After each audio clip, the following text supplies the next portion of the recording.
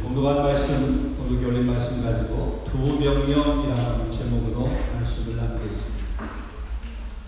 우리 익숙한 그런 운동 경기는 아니지만 럭비라고 하는 경기가 있습니다. 올해가 럭비 탄생 200주년 기념해서 매 4년마다 한 번 그 럭비 올림픽이 이렇게 열리게 됩니다. 그런데 지금 그 럭비 올림픽이 프랑스에서 좀 진행 중에 있습니다. 지난달 9월 8일 날 시작을 해서 개막전으로 우리 프랑스하고 뉴질랜드가 큰 팀이거든요. 뉴질랜드로 해서 개막전에서 프랑스가 이겼습니다. 그저께인가요? 이태리하고 해서 프랑스가 이겼습니다. 우리에게 익숙치 않은 그런 경기나 럭비의 경기의 룰 혹은 럭비 경기의 선수가 몇 명이 뛰는지 이런 것들은 우리가 자세히 알 수는 없지만 지난 9월 8일 시작을 해서 총 20개 팀이 약 한 51일간 시원 감독과 좋은 선수 또 좋은 환경 체계적인 그런 훈련이 우승의 절대적인 요인이 됩니다. 선수들이 훈련하는 것을 가보게 되면 전술, 전략, 훈련 이런 훈련을 열심히 하잖아요. 근데 그 훈련을 하기 전에 그 선수들은 먼저 하는 훈련이 있습니다. 그게 바로 기본적인 기본 훈련입니다. 근데 그들이 하는 그 기본 훈련은 그렇게 세계적으로 유명한 팀을 이렇게 운영하는 그 팀으로서 그 선수로서 그건 무시해도 될 것 같은 그런 운동입니다. 그런 훈련입니다. 전략 이런 체계적인 이런 훈련을 하기 전에 그것을 연습하기 전에 먼저 하는 훈련인데 그게 바로 기본 훈련입니다. 이 기본 무시할 것 같은데 그 기본을 무시하게 되면 그 다음 체력, 전략 훈련, 전훈련 이런 것들이 별 의미가 없게 되는 그런 모습을 보게 됩니다. 운동선수만 그런 것도 아닙니다. 군대도 역시 마찬가지입니다. 단순한 것인데 반복해서 군대도 보면 훈련을 하게 됩니다.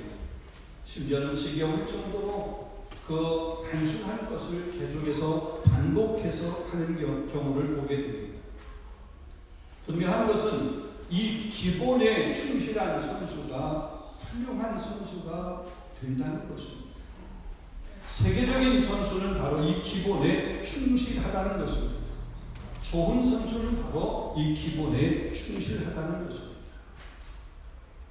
신앙생활에 대입을 해보면 신앙생활도 역시 마찬가지입니다.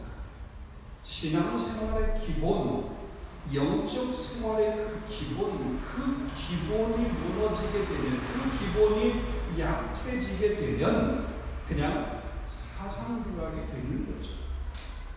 서 있는 것 같은데, 단단한 것 같은데, 굳센 것 같은데, 놀라운 일을 행할 것 같은데 그 기본이 무너지게 되면, 그 기본이 단단하지 않게 되면 그냥 쉽게 넘어지게 되고 쉽게 무너지게 되는 것을 보게 됩니다. 그런 신앙생활의 가장 기본적인 것이 무엇일까요?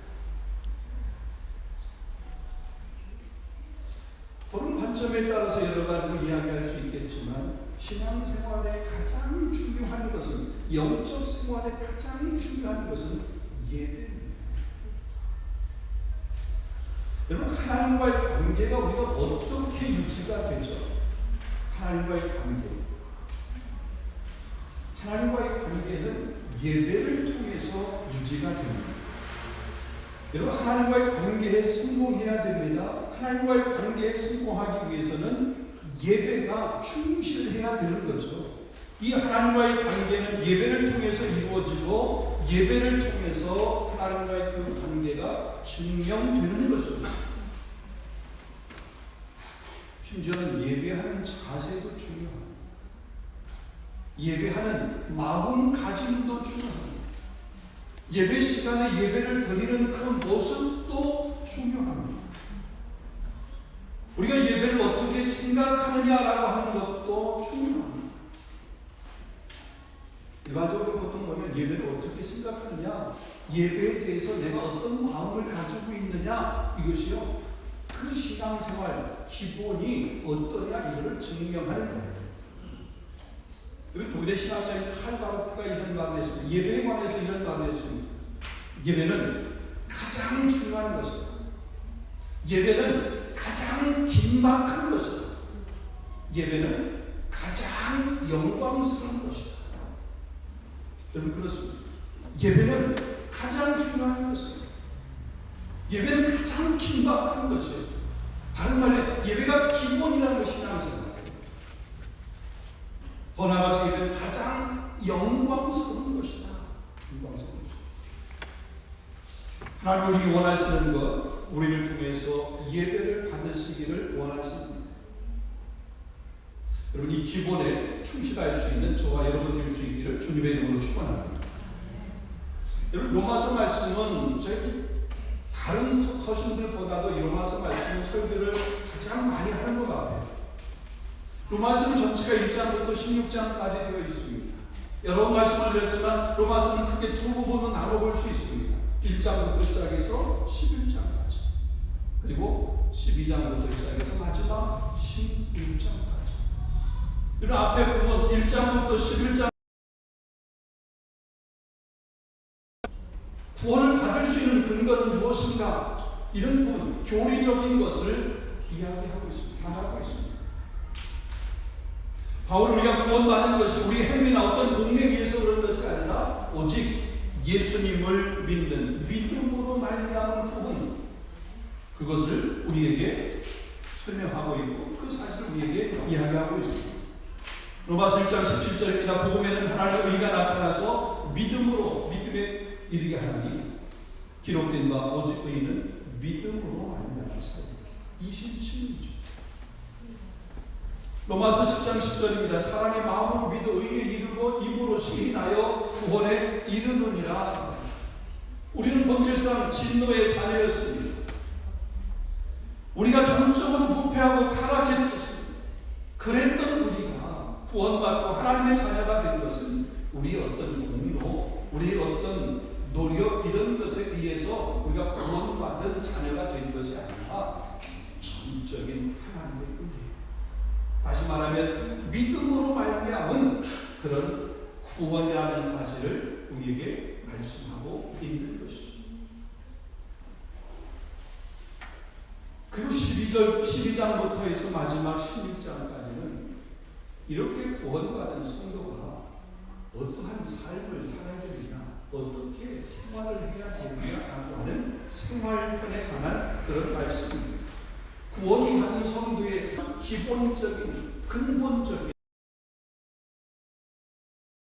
생활, 그리스도인이라고 그러면 이런 삶이 기본이 되어야 된다라고 하는 두 가지, 바울이 우리에게 이 말씀을 통해서 주는 두 가지 명령에 관해서 한번 같이 생각을 해보겠습니다. 첫 번째는 뭐냐면 드리는 삶을 살아야 된다.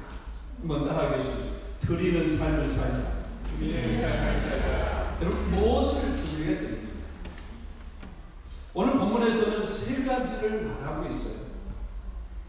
첫 번째 안에 두 번째 세 가지가 포함되어 있다라고 얘기하면 한 가지를 말할 수 있고, 그걸 조금 더 세고 나서 얘기하게 되면 세 가지를 이야기할 수 있습니다. 우선 자기 몸을 드려야 한다, 그렇게 말씀합니다. 몸을 드려야 됩니다. 오늘 본문 1절은 그러므로 형제들아 내가 하나님의 모든 자비하심으로 너희를 권하노니 너희 몸을 하나님이 기뻐하시는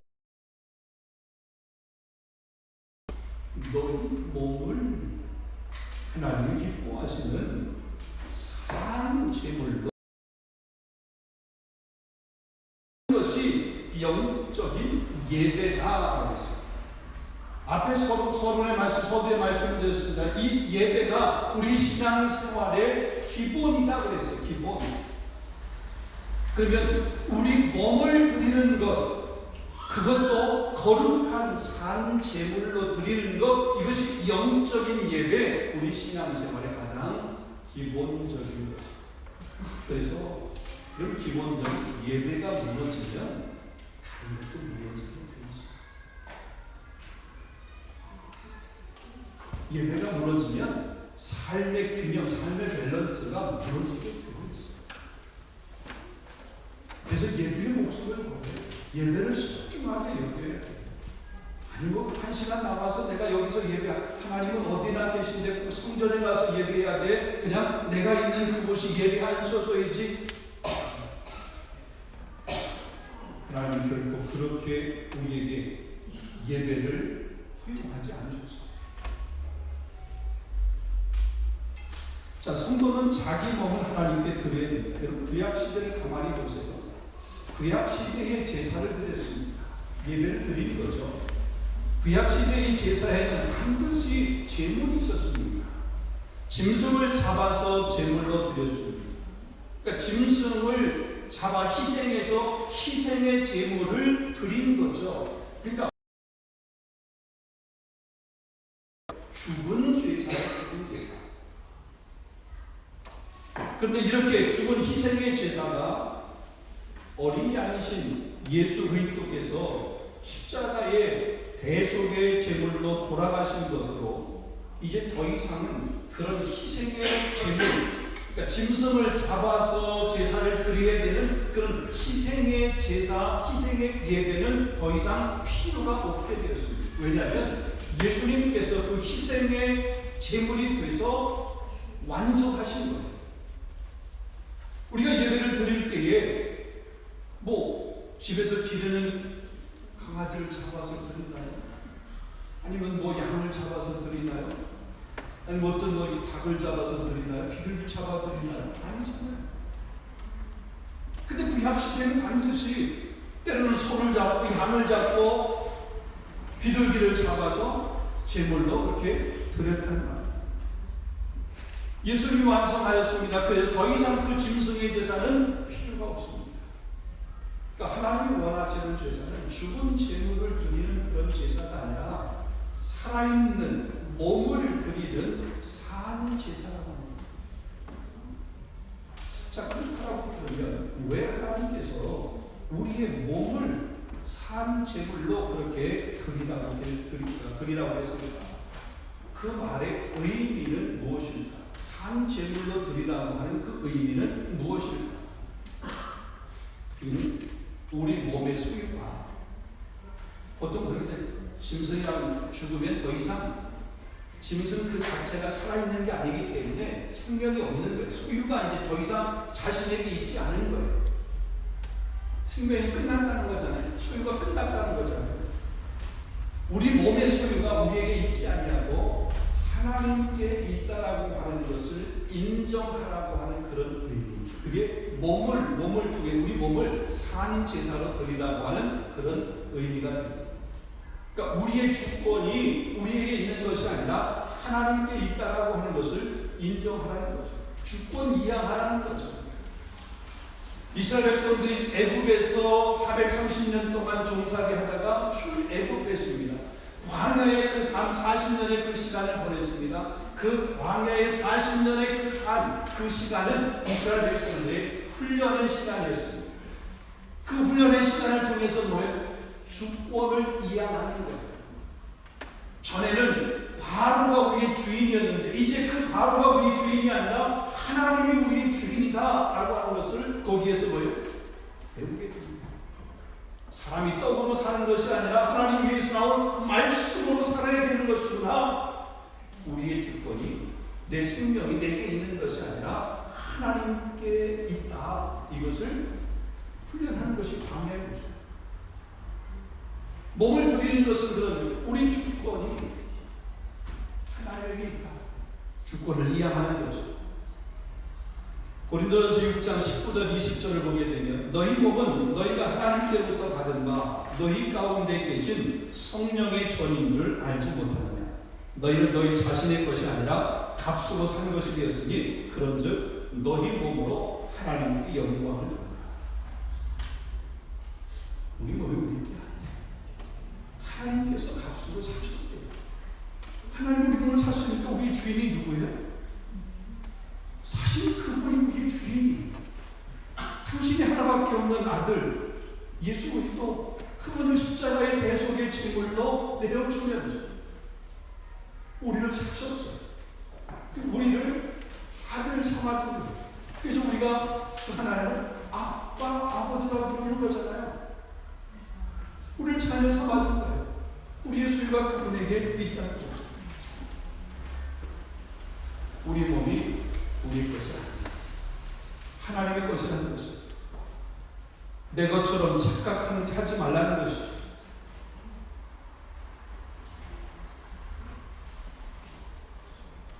예수님을 십자가의 상에서 물과 피를 쏟게 하시면서 그의 핏값으로 사셨다는 거예요. 그렇기 때문에 우리 몸으로 하나님 앞에 영광 돌리며 하나님을 섬기게 됩니다. 성령의 전인 우리 몸, 하나님의 것이 우리 몸, 하나님의 것이 우리 몸, 그 몸을 우리가 함부로 해서는 안 된다는 거예요. 우리 자신, 우리 몸이 거룩한 산 제물이기 때문에 그렇다는 거죠. 그래서 고린도서 6장 13절 말씀은 이렇게 말합니다. 몸은 음란을 위하지 않고 오직 주를 위하여, 주는 몸을 위하여 계십니다. 로마서 6장 12절 13절 말씀은 그러므로 죄가 너희 몸을, 죽을 몸을 지배하지 못하게 하여 몸의 사욕에 순종하지 말고, 또한 너희 지체를 불의의 무기로 죄에게 내주지 말고 오직 너희 자신을 죽은 자 가운데서 다시 살아난 자 같이 하나님께 드리며 너희 지체를 의의 무기로 드립니다. 우리의 몸을 죄의 무기, 죄의 병기로 드리지 말고 우리의 몸을 의의 무기로 드리라. 너희 자신을 죽은 자 가운데서 다시 살리신 자 같이. 그가 누구예요? 우리를 죽은 자 가운데서 우리를 다시 살리시는 분이 누구예요? 예수 그리스도 하나님이시죠. 우리 몸을 의의 무기로 드리라고 하는 거죠. 내 몸인데 내 마음대로 내 것인 것처럼 그렇게 착각하지 말라는 것입니다. 죄의 무기로 사용하지 말라는 것입니다. 육체의 수입을 쫓아서 그렇게 행하지 말라는 것입니다. 그냥 몸이 반응하는 대로 그렇게 반응하는 삶을 살지 말라는 것입니다. 의의 무기로 하나님 앞에 드리라는 것, 다시 말하면 바른 예배자의 삶을 살라는 것, 그게 기본이라는 거예요. 바른 예배, 아무도 예배하지 않은 곳에서 하나님을 예배하겠다, 그 예배자의 삶을 사는 거죠. 아무도 찬양하지 않는 그 환경 가운데서 찬양하는 자의 삶을 살아가는 거죠. 이 몸을 드리는, 더 나아가서 몸을 드리는 것뿐만 아니라 더 나아가서 우리의 생각과 의지까지도 하나님께 드려요. 한번 따라하겠습니다. 생각과 의지까지도 드리자. 몸을 드리는 것이 아니라, 몸만 드리는 것이 아니라. 자, 보면 2절을 보겠습니다. 2절을 보면 너희는 이 세대를 본받지 말고 오직 마음을 새롭게 하고, 오직 마음을 새롭게 하고, 그 변화를 받아서 하나님의 선하시고 기뻐하시고 온전하신 뜻이 무엇인지 은결하도록 하라. 여러분, 마음은 곧 생각입니다. 우리의 생각을 드리나, 다시 말해 우리 생각을 드리라는, 마음을 드리고 생각을 드리는 겁니다. 그리고 생각이 머물러 있는 것이 우리 마음입니다. 마음이라고 하는 것, 이 생각이라고 하는 것이 행동을 결정하게 됩니다. 우리가 행동하는 그 행동의 이면을 가만히 보게 되면 그 생각을 하고 그 마음을 품고 있다가 그것이 어느 날 행동으로 이렇게 표현되는 것입니다. 그래서 행동하는 걸 가만히 보게 되면 그것이 그 마음 가운데 품었던 거죠. 마귀가 우리의 그 마음, 우리의 이 생각을 자꾸 지배하려고 그래요.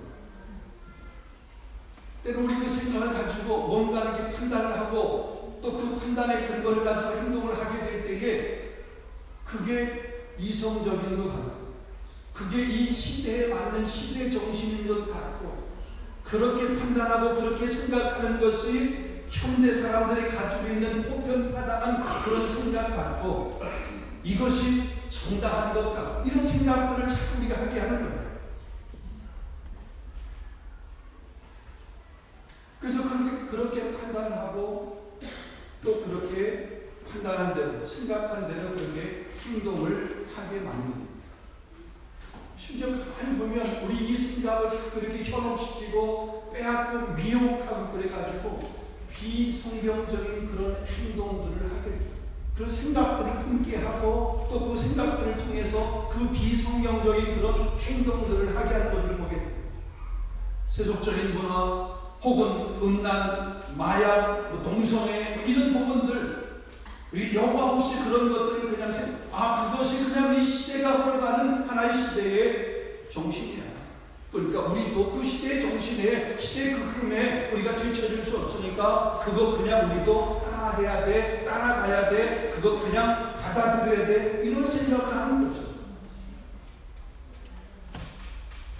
그런 생각이 그런 마음이 우리 생각과 마음을 지배하게 되면 반드시 그런 행동을 하게 되어 있습니다. 그런 것들을 용납하게 되어 있습니다. 아무렇지도 않게 그 일에 나도 모르게 앞장서 있게 되는 그런 모습을 보게 됩니다. 마귀의 전략입니다. 근데 마귀는 어른들에게만 우리 기성세대들에게만 이런 전략, 이런 생각을 심어주는 것이 아니에요. 마귀는요 어린아이들에게도 이런 생각과 이런 마음을 심어주게 됩니다. 잘못된 생각, 우리 자녀들에게 이 잘못된 생각을 품게 하고 그래서 그 잘못된 생각을 그 마음 가운데 점점 자라게 하고 그래서 그 마음의 생각들이 이제는 행동으로 나타나게 해서 소위 말해서 일탈하는 그런 행동들을 마귀들이 우리 자녀들에게 자꾸 공격하게 됩니다. 우리가 10월 24일부터 우리 에즈마야 우리 어린이들을 위한 성경 캠프를 하게 됩니다. 세상이 우리 아이들에게 우리 자녀들에게 이런 세상적인 생각, 세상적인 마음 이런 것들을 자꾸 심어서 그들의 마음 가운데 그런 세속적인 세상적인 생각으로 행동으로 옮길 수 있는데 그들 가운데 그들의 마음 가운데 그런 생각이 아닌 그런 마음이 아닌 하나님의 말씀 예수 그리스도 이것을 심어주는 우리 성경 캠프 여러분 우리 보면 부모님들이 아이들을 그 시간에 좀 시간을 분배해서 보내주시고 또 아이들을 잘 교육할 수 있도록 여러분 기도해 주시고 시간이 되신 분들 오셔서 좀 이렇게 도와줘 주시고 음식 좀 하고 그럴 때 음식 좀 해주시고 재정적으로 좀 필요한 부분이 있을 때 재정적으로 도움을 주어서 우리 아이들에게 정말 이 세속을 따라가지 아니하고 구별된 하나님의 자녀로 그렇게 저의 마음과 생각을 지킬 수 있도록 저의 의지를 지킬 수 있도록 그렇게 여러분 협력해 주시기를 바랍니다. 여러분 마귀는 대적해요. 마귀는 그냥 달래서 드는 게 아니에요. 마귀는 대적을 해요. 쫓아내야 되는 거죠. 그냥 좋은 말로 해서 마귀는 떠나가지 않습니다. 여러분 성경에 보면 이 죄는 뭐예요? 피 흘리기까지 싸우라고 했어요. 하나님의 선하심을 구하시 문제라는 뜻이 무엇인지 분별하여 하나님의 기쁨이 되도록 우리의 생각과 우리의 의지까지 하나님께 드려야 돼요.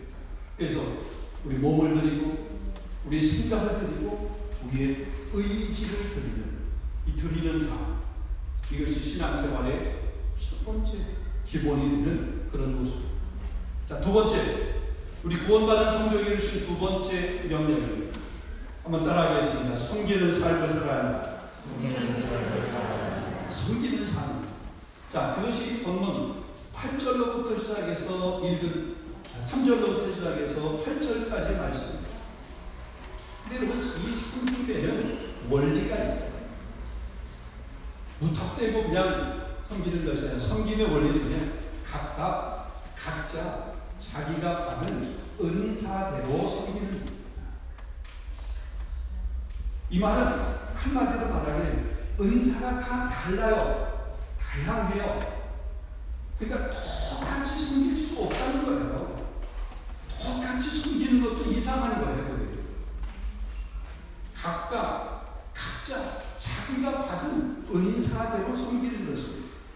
은사대로 하나님을 섬기고, 은사대로 교회를 섬기고, 은사대로 이웃을 섬기는 것. 구원받은 성도는 성령이 주시는 은사대로 하나님을 섬겨야 됩니다. 바울이 성령의 은사에 관해서 말을 했습니다. 오늘 이 본문에 은사에 관한 말씀이 있는 은사. 사람의 몸에 빗대어서 그 은사를 설명을 했습니다. 우리가 보통 몸이 하나이지만 그 몸에 여러 지체들이 있다. 그 지체들이 연합을 해서 한 몸을 이룬다. 그러면서 우리 몸에 비유해서 이 은사를 설명을 했습니다. 이 은사와 관련해서 우리가 중요하게 생각해야 되는 원칙이 있습니다. 첫 번째로 보면 우리 모두에게는 한 가지 이상의 은사를 하나님이 주셨다. 성령이 주셨다. 성도라고 한다라고 그러면 은사를 받지 못한 성도는 한 사람도 없고, 하나님이 우리 모두에게 각양 다른 은사를 각기 다 주셨다라고 그랬어요. 근데 더 중요한 것은 뭐냐면 그 은사가 다 중요하다는 거죠. 눈에 드러나는, 두드러지게 드러나는 그런 은사만 중요한 것이 아니라 작은 은사지만 그것도 중요하다는 거죠. 여러분 가만히 한번 보세요. 바울이 그것을 은사를 몸에 비유했잖아요. 우리 몸에 장기가 있습니다. 장기가 여러 장기들이 있죠. 여러 그 몸에 지체들이 있잖아요. 근데 그 몸의 지체들 가운데서 어느 것 하나 중요하지 않은 것이 있나요? 중요하지 않은 것 같기도 해요. 아니 예를 들어서 우리가 발가락 5개가 있잖아요. 양쪽 다 하면 10개. 근데 그 새끼 발가락은 크기도 조그만하고 이것들이 저는 이렇게 새끼 발가락이 크기 구부러져 있어가지고 별로 볼품도 없어요. 그럼 그 새끼 발가락 볼품도 없는 거, 그거 이렇게 크기도 보면 자꾸만한 거, 내 몸에서, 전체 몸에서 그 조그만한 그 새끼 손가락 같은, 발가락 하나 같은 거, 그거, 혹은 거기에 발톱 하나 조그만한 거, 그거 없으면 어때? 근데요, 이런 사람이 중심을 잡는데, 그 새끼 발가락 없으면 사람이 중심을 잘 못 잡는 거야. 우리 몸이 건강하게 반듯하게 서 있으려고 그러면 그 새끼 발가락 하나도 몸이 떳떳하게 서 있는데 꼭 필요한 거예요. 제가 볼 때 머리카락은 별로 필요 없는 거 아니에요. 근데 머리카락도 꼭 필요할 것 같아요. 없으면 또 큰일 날 것 같아요. 어쨌든 우리 몸의 장기 중에서 우리 몸의 지혜 중에서 별로 필요한 것 같지만 필요 없는 것입니다. 하나님이 그거 필요하니까 우리 몸의 장기로 그렇게 만드셨지. 그렇지 않으면 필요 없으면 그거 만드셨겠어요. 그래서 우리 모두는 다 중요하다는 거죠. 한 사람도 쓸모없는 사람이 없고 쓸모없는 지체가 없고 은사 없는 성도가 없다는 거죠. 그렇기 때문에 우리 모든 사람, 우리 모든 은사는 다 소중하다는 거죠. 옆에 분 한번 보겠습니다. 당신이 우리 교회에서 꼭 필요한 사람입니다. 왜요? 없으면 안 돼요. 우리 집사님 없으면 안 되고, 우리 권사님 없으면 안 되고, 우리 학생 없으면 안 되고, 꼭 필요한 사람, 꼭 필요한 사람. 자, 6절에서 8절 말씀을 보겠습니다. 우리에게 주신 은사대로, 은혜대로 받은 은사가 각각 다르니, 혹 예언이면 믿음의 분수대로, 혹 섬기는 일이면 섬기는 일로, 혹 가르치는 자면 가르치는 일로, 혹 위로하는 자면 위로하는 일로, 구제하는 자는 성실함으로, 다스리는 자는 부지런함으로, 긍휼을 베푸는 자는 즐거움으로 할 것입니다. 여기 보면 은사의 이렇게 종류에 관해서 쭉 이렇게 이야기하고 있습니다. 자, 그럼 어떤 은사가 가장 먼저 나옵니까? 어떤 은사? 6절에서 8절까지 보게 되는데 어떤 은사가 가장 먼저 나오죠?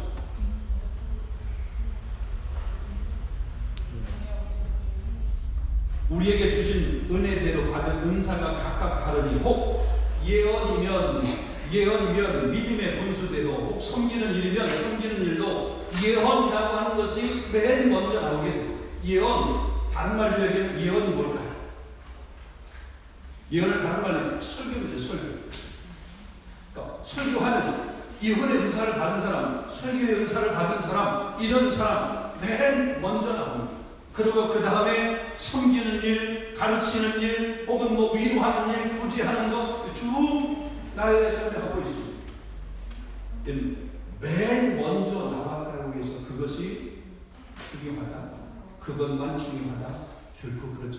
여기서는 그게 중요해서 맨 먼저 나온 것이 아니라 은사의 다양함을 그렇게 열거하기 위해서 나온 거죠.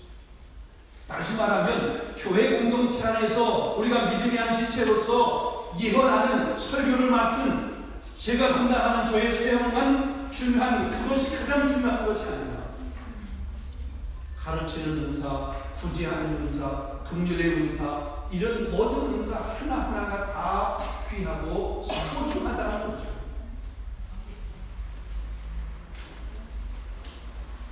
예언이면 믿음의 분수대로 하라고 했어요. 여러분, 믿음의 분수대로 하라고 하는 것은 믿음에 맞게 하라고 하는 거잖아요. 다른 말로 얘기하면 주님이 주신 진리의 체계에 적합하도록 예언하라, 설교하라라고 하는 거죠. 좀 더 쉽게 그 말을 표현해 볼까요? 엉뚱하게 설교하지 말고 성경대로 설교하라, 바른 설교를 하라, 이런 말이잖아요. 하나님이 우리에게 은사를 주었는데 그 주신 은사, 받은 은사를 가지고 엉뚱하게 사용하지 말고 제대로 활용하라, 바르게 사용하라, 활용하라, 이거잖아요. 은사의 다양성을 이야기하는 거예요.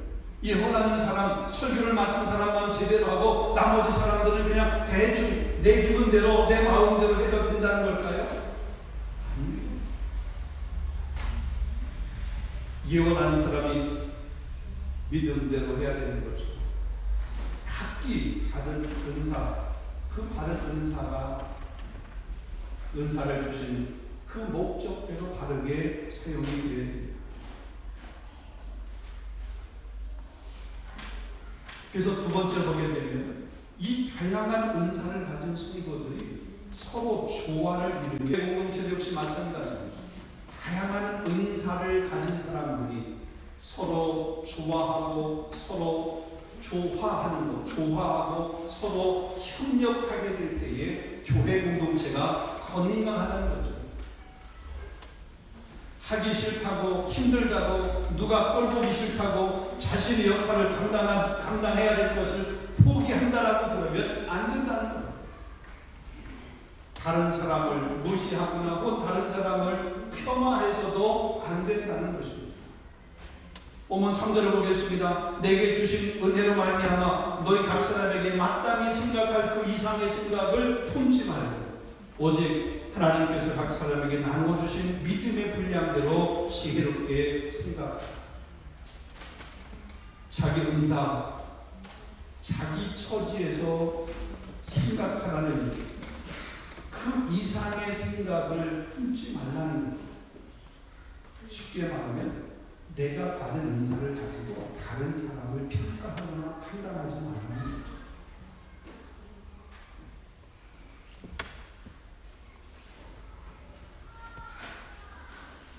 가장 중요한 것이 있습니다. 은사에 관해서 가장 중요한 것은 우리가 받은 이 은사는 반드시 교회를 유익하게 하는 데에, 교회를 건강하게 하는 데에 사용되어야 된다는 것입니다. 은사는 교회를 세우기 위해서 성령께서 우리에게 주신 은혜의 선물이 은사입니다.